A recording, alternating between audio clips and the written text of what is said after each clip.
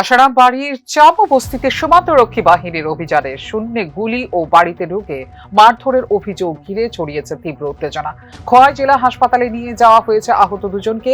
অভিযোগ অনুযায়ী দুপুরে একটি অভিযোগের ভিত্তিতে চামু বস্তি এলাকার বাসিন্দা সুশঙ্কর দেবকে ডেকে জিজ্ঞাসাবাদ এবং সেই সময় তাঁকে শারীরিকভাবে আঘাত করা হয় বলে অভিযোগ বর্ডার সিকিউরিটি ফোর্সের কোম্পানি কমান্ড্যান্ট অনিল কুমারের বিরুদ্ধে। পরে তাকে ভর্তি করা হয় খোয়াই জেলা হাসপাতালে। ঘটনাটা সকালবেলা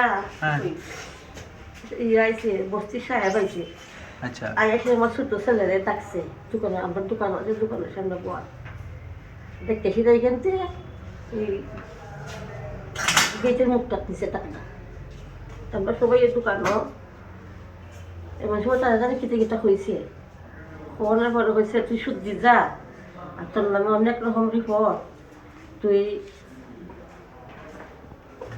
তারা শ্যাম্পন নেশা জুলাই দিব হয়তো কইছে আমি তো দোকানদারি করি, আর আপনার যে রমজ কথা আমার কইতাছিল আপনার তো তোমার একজন সাহেব কথা হইতে হিসাবে কথা কই কইতে তাদের কেন দইরে সিরা তাদের কেন মধ্যে গুছি আরম্ভ করছে।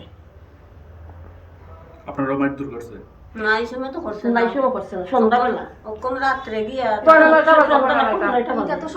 কারা কারা কারা আইছিল আপনার মারধর কারা করছে? বিএসএফ সাহেব।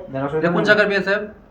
সামবস্তি। নাম জানেন নি তার যে আইছিল? নামটা আমি জানি না, কিন্তু অন্যরা কত নম্বর ব্যাটালিয়ন জানেন নি? অসুবিধা হচ্ছে না তো? অসীমে জানবো, অসীমে না না এটা নাম আমার জানা নাই। আপনারা মারধর করছে না? আপনার এবার তো আগে মারধর করছে। সাহেবে মারছে। রান্নার কাছে লেগে এই গান আছে। একজন প্রেগন্যান্ট মহিলাকে দেখলাম মারধর ওইটাই করছে। মানুষের বউ শরীরটা ভালো না, কাটু ফালাইছে। গুলি করছে কি? গুলি করছে বাড়ি করে রাখে।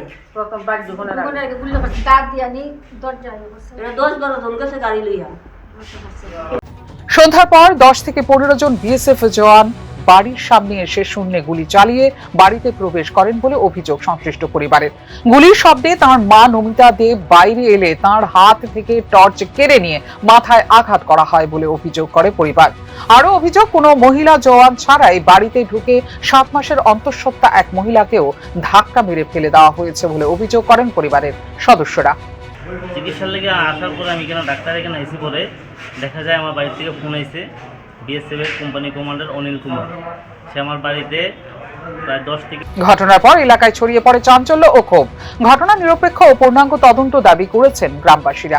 সীমান্তে অবৈধ কার্যকলাপ রোধ করা বাহিনীর দায়িত্ব হলেও অভিযানের পদ্ধতি নিয়ে প্রশ্ন তোলেন এলাকাবাসী। এ বিষয়ে আশারাম বাড়ি ক্যাম্পের বিএসএফ কর্তৃপক্ষের আনুষ্ঠানিক প্রতিক্রিয়া না মিললেও পরিস্থিতির দিকে নজর রেখেছে প্রশাসন। ফিউরো রিপোর্ট, নিউজ নাও।